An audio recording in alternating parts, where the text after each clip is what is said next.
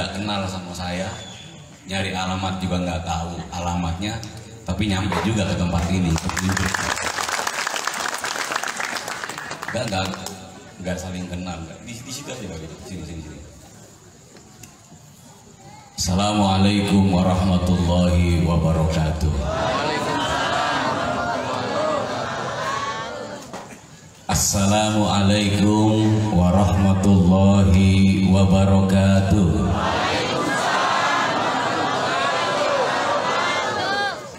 Alhamdulillahirabbil alamin. Wa bihi nasta'inu ala umuri dunya waddin wa ala alihi wa sahbihi ajmain. La haula wa la quwata illa billahil aliyyil azim. Amma ba'du. Syukur kepada Allah, salawat dan salam tetap selalu kita haturkan kepada junjungan kita baginda Nabi Muhammad sallallahu alaihi wasallam. Semoga pada malam hari ini barokah kedua orang tua kita, barokah guru-guru kita, wabil khusus barokah Abah Kiai Haji Junaidi Al-Baghdadi, barokah karomah Syabdul Qadir Al-Jilani, serta syafaatnya baginda Rasul senantiasa Allah limpah curahkan buat kita semua yang hadir kumpul pada malam hari ini. Amin.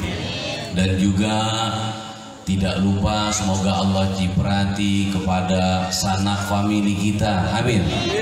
Yaitu keluarga besar jamaah manakib yang ada di mana-mana semuanya, dan sebab barokah, sebab karomah, sebab syafaat tambah sehat panjang umur,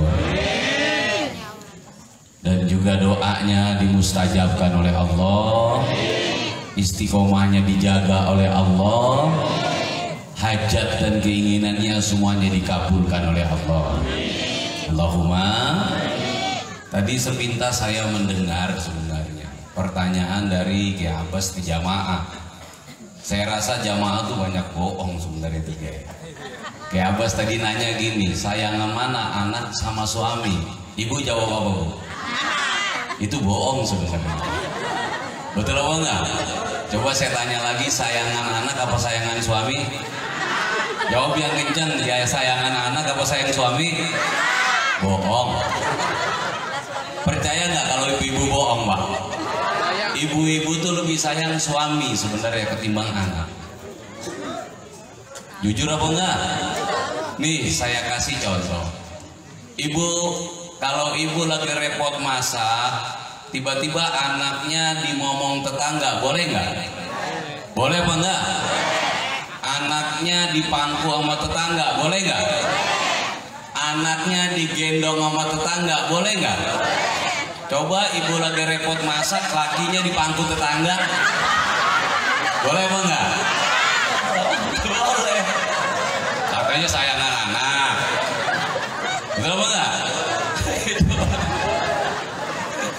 Ibu lagi repot masak, Bu, ya, lakinya dipangku aja di depan rumah, boleh apa enggak? Kalau kagak panci melayang taruhan sama saya. Tadi jawab kompak ya, sayang mana suami anak-anak. Saya nyengir aja, bohong gitu ibu-ibu itu. Setuju apa enggak? Sebenarnya ibu itu sayang anak ya sayang bapak. Betul apa enggak? Karena yang namanya cinta itu kan tidak bisa dibagi. Betul? Tapi cinta itu bisa diperbesar. Jadi kalau orang bilang, oh cinta nggak bisa dibagi, betul. Cinta memang tidak bisa terbagi. Kalau cinta terbagi, yang paling apes itu anak bontot. Bontot bahasa Indonesia apa? Bungsu. Paling apes anak bungsu. Sebab kenapa? Bisa-bisa udah habis nih terakhir. Pertama dia cinta ke bapaknya, lalu muncul anak pertama dibagi lagi, dari 100 dibagi umpama ke bapaknya 50%, anaknya 50%, muncul lagi anak lagi dikurangin lagi tuh 25 tinggal sisa 25, muncul lagi, kalau anaknya 8, ayo kira-kira yang bungsu habis gak cintanya ini? Habis. Makanya cinta itu tidak terbagi. Jadi nggak ada sejarahnya cinta dibagi-bagi, nggak ada. Tapi cinta itu bisa diperbesar, bisa diperkecil. Kalau orang-orang ulama-ulamanya Allah, aulia Allah, itu cintanya besar. Makanya bisa mencintai umat yang ratusan juta pun bisa. Apalagi cintanya baginda Nabi. Beliau memiliki cinta yang rahmatan lil alamin, kepada seluruh alam. Makanya bisa mencintai kepada seluruh alam karena cintanya besar. Kalau orang cintanya kecil, ke temen kagak akur, ke saudara nggak akur, betul? Kadang-kadang ke ke adik kakak tuh udah nggak saling akur, berarti cintanya kecil. Ke lain agama nggak bisa mencinta, ke lain bangsa nggak bisa mencinta, ke lain suku nggak bisa mencinta, beda pendapat nggak bisa mencinta, beda pengajian nggak bisa mencinta. Kecil cinta orang yang seperti ini. Tidak. Bagi jamaah manakib, cintanya luas bagaikan bahrun bila sahir. Cintanya tidak bertepi, kepada siapapun dia bisa mencintai. Betul? Pendapat kita boleh berbeda, pakaian kita boleh berbeda, suku kita boleh berbeda, pengajian kita boleh berbeda, tapi soal cinta menembus jarak, ruang dan waktu. Tidak ada halangan buat kita mencinta dengan siapa saja. Itu ajaran guru kita. Betul? Itu namanya cintanya besar. Jadi kalau orang bilang mana mungkin cinta bisa terbagi, memang tidak bisa cinta itu terbagi. Namun cinta bisa dilihat kapasitasnya, cintanya ini besar atau kecil. Betul apa enggak?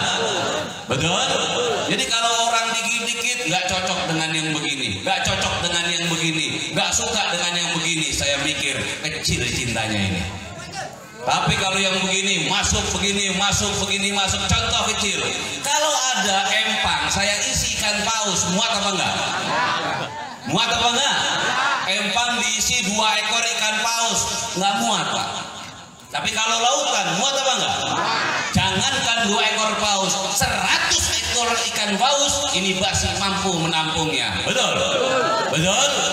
Begitulah yang namanya kecintaan. Dan kalau bicara soal keimanan juga sama. Iman juga ada yang besar, ada yang kecil. Kalau iman yang besar diisi 1 masalah, itu tidak ada dampaknya apa-apa. Diisi 1000 masalah, tidak ada dampaknya apa-apa. Kenapa? Imannya besar kepada Allah. 1000 masalah datang dalam kehidupan saya, 100.000 pertolongan akan menaungi saya. Itu iman. Betul apa enggak? Jadi kalau iman baru punya kreditan motor, gope udah pusing. Ini imannya iman empang. Jangan-jangan imannya iman akuarium. Akuarium saya isi gabus 2 ekor aja 2 butak Pak. Butak apa enggak? Butak. Jadi kalau orang baru punya masalah kreditan motor, mukanya udah butak, berarti akuarium. Betul apa enggak gitu? Jadi kalau besok ketemu teman yang mukanya rada suwe, emang ada masalah apa? Lu cicilan motor lu jatuh tempo. Akuarium. Betul apa enggak? Kalau laut ikan pausnya umpamanya gerak, ini goncang apa enggak airnya? Enggak.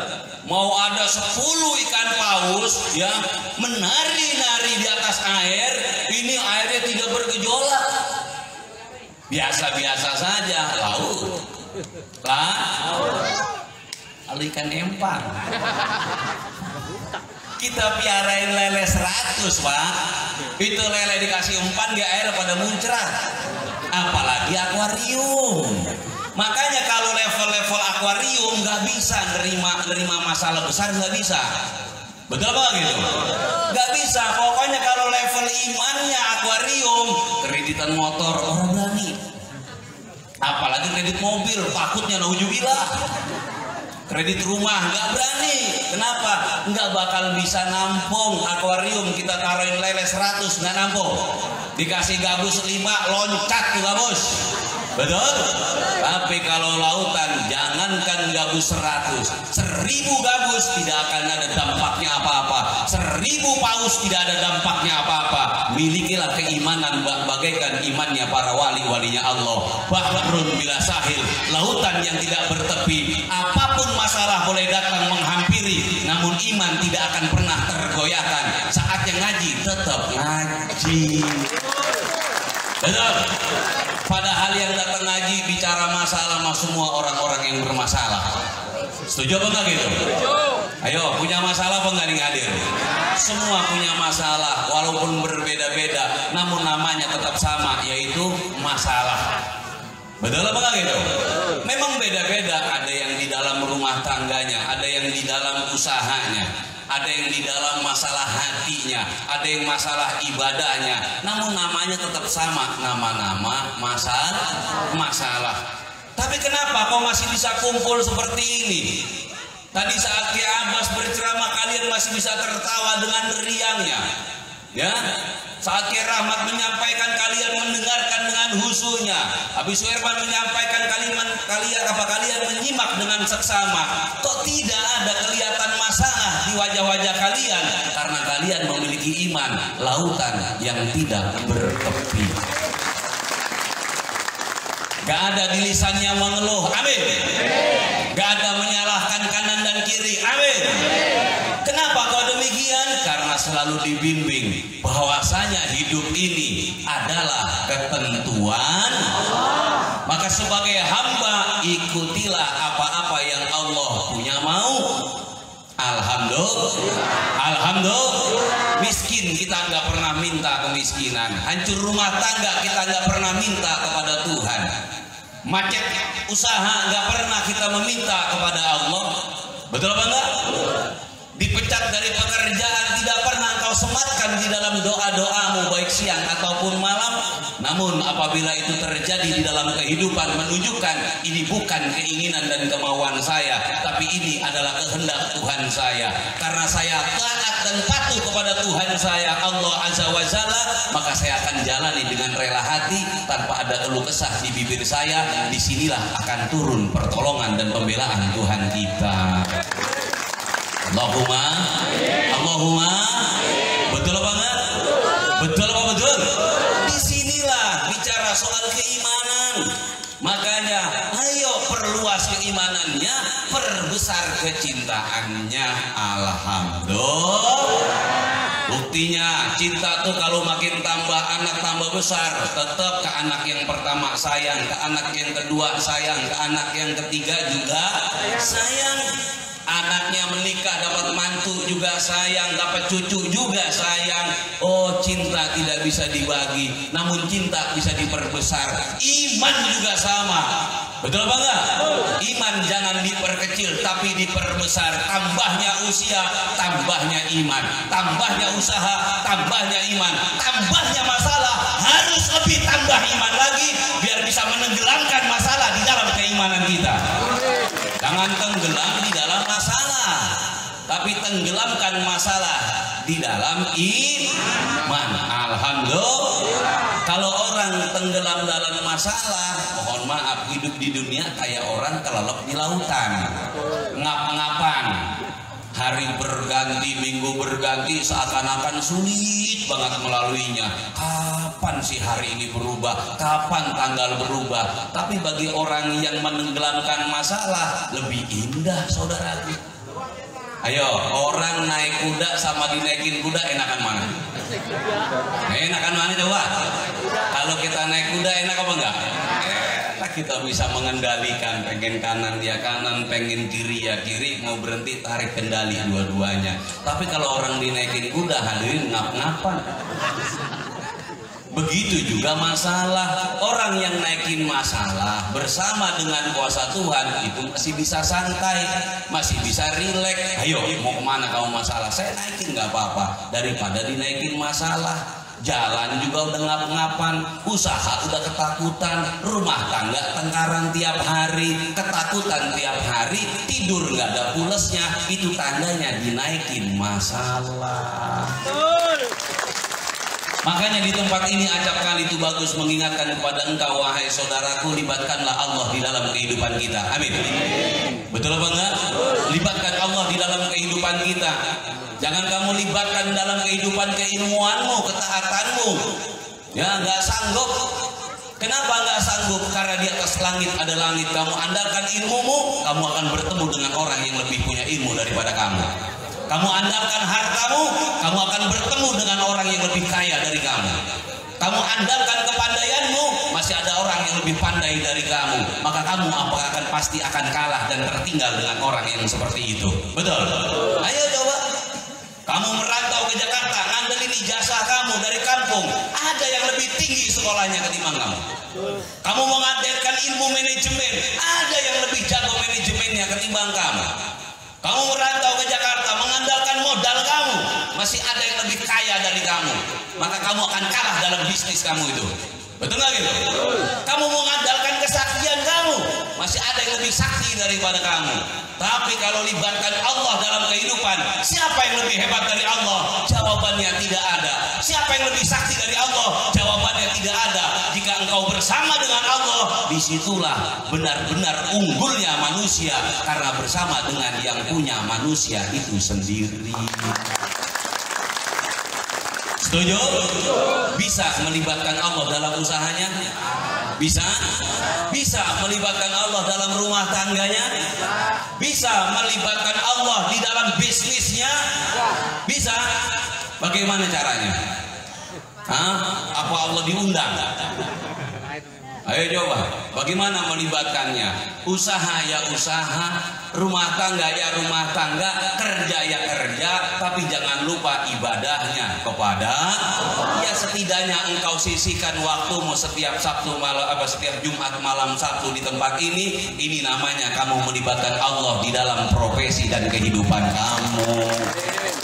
Oh saya sibuk dengan kerjaan saya, tinggal dulu. Kenapa? Biar saya bisa melibatkan Allah dalam kerjaan saya. Amin. Allahumma. Oh saya punya anak kecil, bawa anaknya, libatkan Allah dalam rumah tangga kamu. Istrinya bawa, suaminya bawa, hajatnya bawa. Biar kamu libatkan Allah di dalam akses kehidupan kamu. Jangan kalah karena bisnisnya rame, lupa dengan pengajiannya. Karena usahanya rame, lupa dengan pengajiannya. Karena rumah tangganya harmonis, ogah datang ke pengajiannya. Berarti ini orang tidak melibatkan Allah di dalam kehidupannya. Naudzubillah. Betul apa enggak? Contoh kecil seperti ini. Saya kasih contoh nih, biar lebih gampang lagi analoginya. Saya buka usaha, umpamanya di Tambun Selatan ini. Saya buka usaha seumpamanya jual beli barang bekas lah. Tapi setiap minggu saya main ke rumah Kapolres atau Kapolsek. Saya main ke rumahnya bawa yang namanya bawaan, atau bawa rokok, apa bawa buah. Enggak tiap hari, setidaknya saya main seminggu sekali atau 2 minggu sekali. Tiba-tiba ada yang resek dengan usaha saya. Kira-kira Kapolres turun tangan apa enggak? Kenapa? Hubungan baik dengan saya. Betul apa gitu? Betul apa enggak? Kalau ada umpamanya yang mau jahilin usaha saya, Kapolres pasti akan bela saya. Kenapa? Karena saya tiap minggu datang ke rumahnya. Saya ngobrol berbincang dengan beliau. Saya ada bawaan saya bawa, ada rokok ya saya bawa.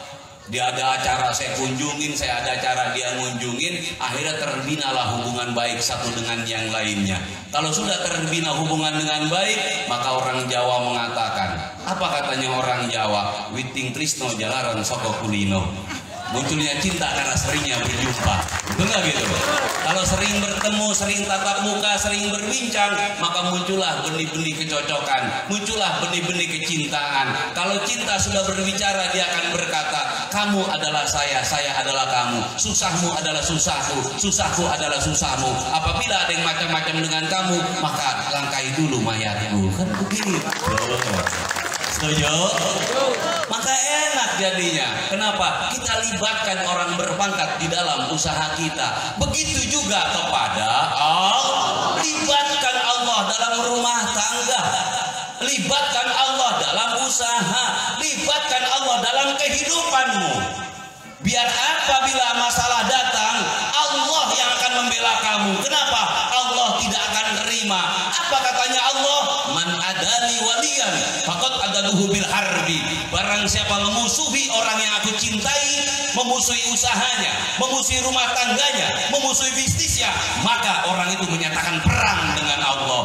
Itu pembelaannya. Kamu usaha maju ada yang iri, membaca mantra, enggak ada gunanya mantranya. Benar itu, kenapa? Allah yang magerin. Alhamdulillah. Jangan datang ke Allah saat bangkrutnya, datang ke Allah saat tengkaran rumah tangganya, ditinggal kabur baru datang. Betul nggak gitu? Ya Allah, saya sayang banget. Iya, gua tahu kata Allah. Saya cinta banget, gua tahu saking sayang cinta lu kagak pernah nengok gua pisan di dia baik. Tenggelam terus di selangkangan. Betul? Giliran aja udah dibubar baru lu datang ke gua. Malaikat nutup doa orang kayak gini, hadirin ditutup. Percaya apa enggak? Ditutup sama malaikat.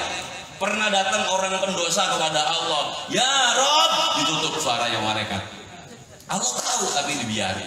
Teriak lagi, "Ya Rob," ditutup lagi. Teriak lagi, "Ya Rob," ditutup lagi suaranya. Biar apa? Biar nggak kedengeran sama Allah. Nih, malaikat ada yang jahil juga hadirin. Hati situ. Betul nggak gitu? Lantas Allah bilang, "Ya malaikat, hendak sampai kapan kau tutup suara hambaku itu?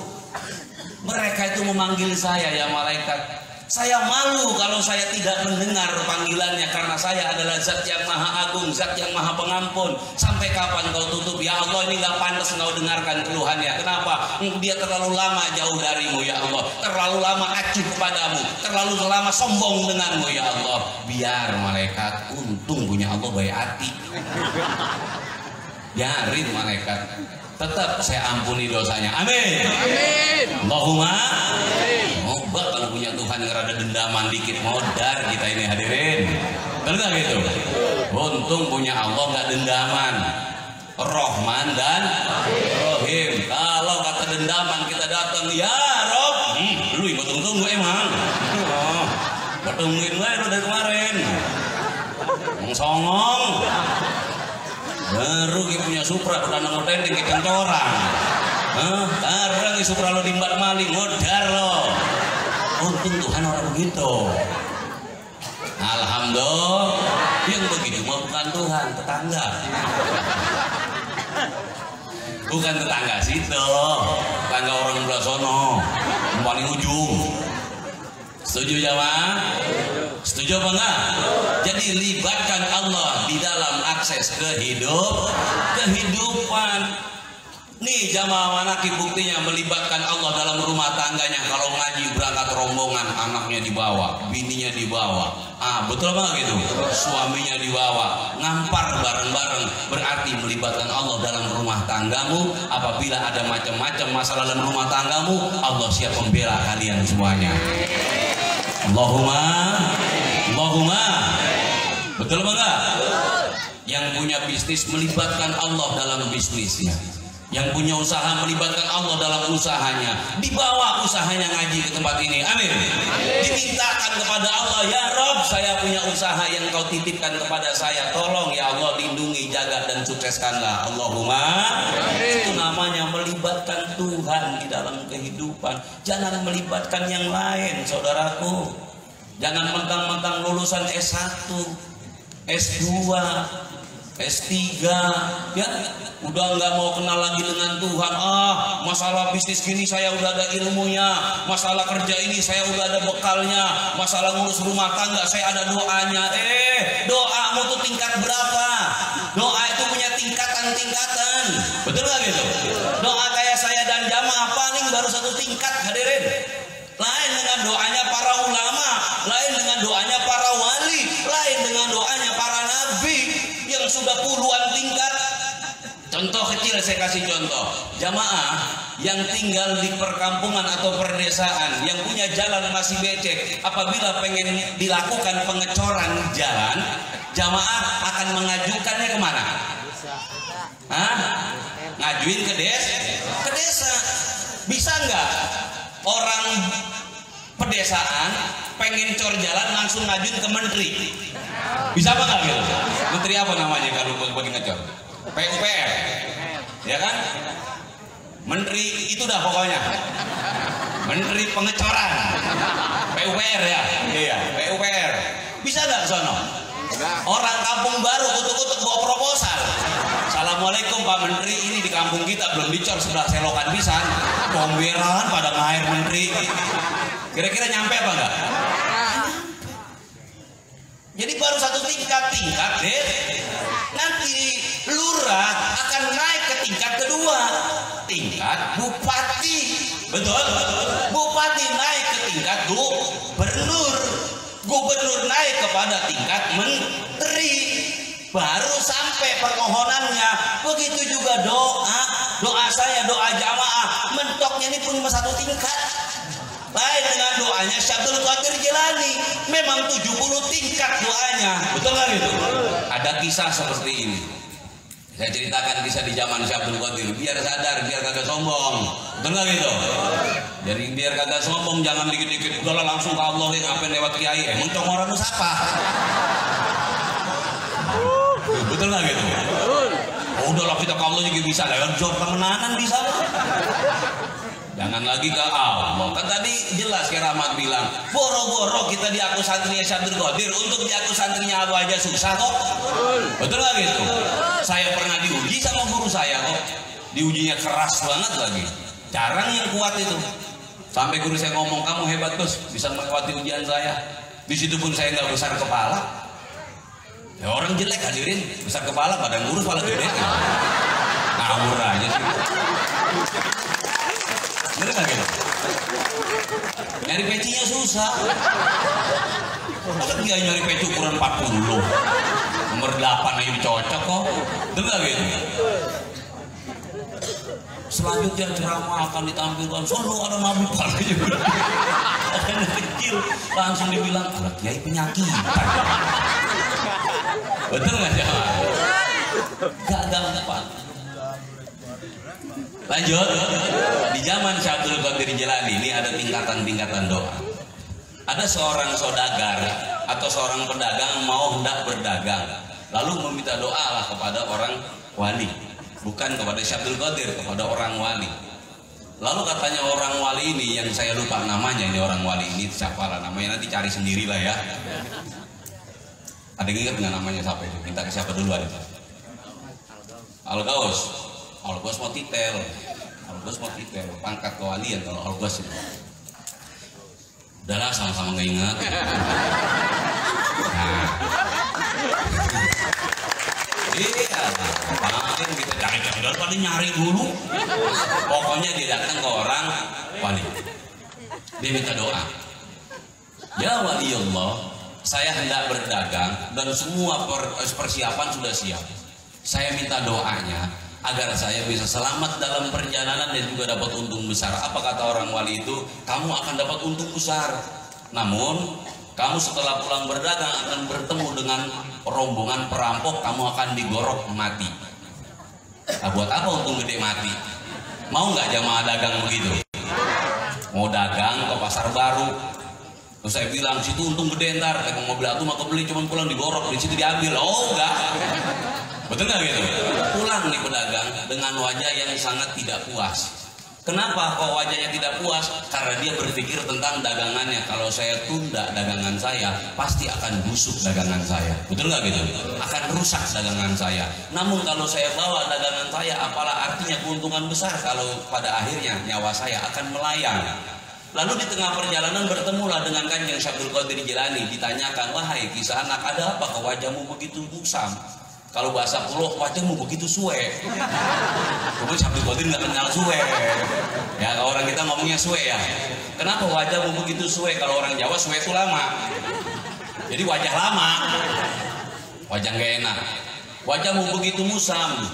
Langsung dia bilang, ya Syabdul Qadir Jilani, saya habis meminta doa dari seorang walinya Allah. Namun beliau mengatakan, saya akan berdagang, saya akan memperoleh untung besar. Namun setelah saya selesai berdagang, mau arah pulang dalam perjalanan, saya bertemu dengan perampok, lalu saya mati digorok, uang saya pun diambil oleh perampok. Kata Syekh Abdul Qadir Jilani, silakan kamu berdagang saja, saya yang akan mendoakan. Ini Syekh Abdul Qadir Jilani, tapi situ jangan coba-coba. Ya, kalau udah ada orang wali ngomong ini mau celaka, situ jangan pakai tanggung jawab. Udah lu sono kita gue doain modar pisan. Itu mempercepat kematian. Suruh berdagang, ya sudah kamu berdagang saja, bawa dagangan kamu seperti biasa dan kamu akan untung besar. Nanti saya yang akan bagian mendoakan kamu kepada Allah. Doalah Syekh Abdul Qadir Jilani. Dari tingkatan 10 masih nampak jelas takdirnya, naik lagi tingkatan 20, naik lagi ke tingkatan 30, naik 40, naik 50, masih jelas takdirnya kelihatan. Dia untung besar dan dia akan mati digorok oleh perampok, uangnya pun akan diambil oleh perampok. Naik ke tingkatan 70 sudah tidak terlihat lagi nampak takdirnya. Baru dia bilang orang ini akan selamat. Betul, ternyata saya singkat cerita saja ya. Betul, dia benar untung besar. Lalu dia pulang. Di tengah perjalanan tidak ada perampok yang mencegatnya, tidak ada gorokan di lehernya. Namun diberikan oleh Allah satu buah kejadian.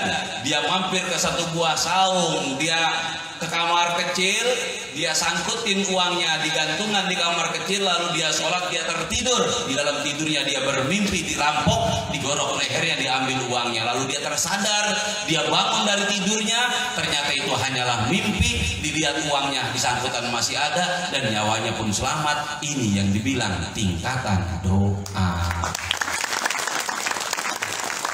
Kadang-kadang kan gini, kita sudah doa macam-macam, kita sudah baca macam-macam, giliran ketemu kiai aja cuma dikasih air doang, selesai urusannya. Ada nggak yang begitu? Ada apa enggak? Karena tingkatan kita orang nyampe. Kayak orang ngerambet pohon mangga, mangganya tinggi, loncat tiap hari, loncat ngandelin diri sendiri, sampai pengkor di orang mangga.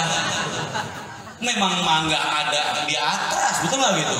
Lagi loncat aja ngambil mangga, ngapain? Ini lagi ngambil mangga. Loncat lagi, sampai kapanpun kamu nggak bakal nyampe, kecuali kamu pergi dari loncatan kamu hentikan loncatan kamu, ambil galak di situ, lalu rojok mangganya akan jatuh ke dalam genggaman kamu.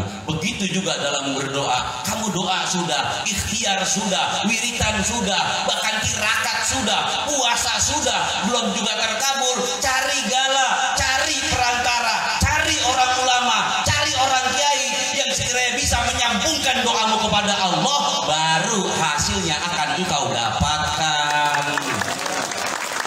Benar? Bismillahmu beda dengan bismillahnya wali. Kamu baca bismillah 1000 kali, wali sekali masih manjuran wali. Betul nggak gitu? Telunjukmu beda sama telunjuk bupati. Situ nunjuk berkali-kali, cantengan udah jadi. Tapi bupati sekali nunjuk langsung jadi.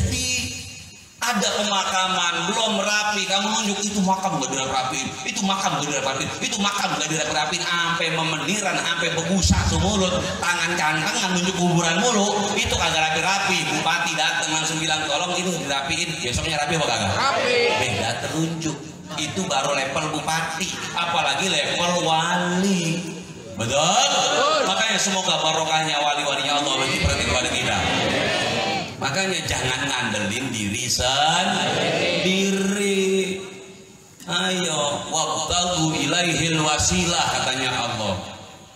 Di Quran dikatakan, ya ayyuhalladzina amanu wabtagu ilaihil wasilah. Hai orang-orang yang beriman. Kalimatnya untuk orang yang sudah punya iman. Jadi iman saja itu belum cukup. Betul?